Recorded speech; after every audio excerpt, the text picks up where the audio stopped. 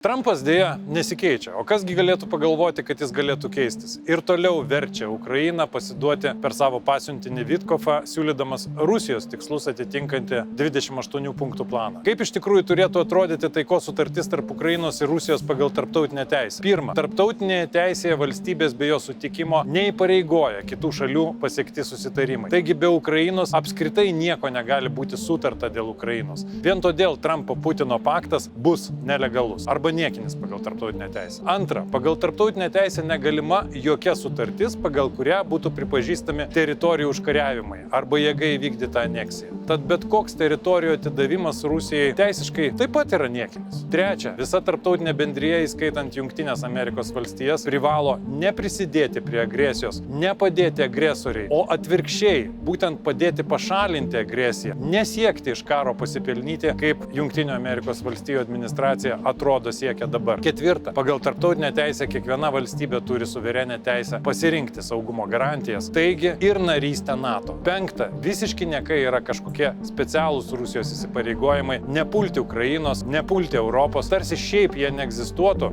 atrodytų pagal Jungtinių tautų chartiją. Visiškai, absoliučiai nebūtini jokie papildomi susitarimai. Nepamirškime Čerčilio žodžių, kad besirenkiantieji gėda, kai alternatyva karas, gaus ir gėdą, o po to ir karą.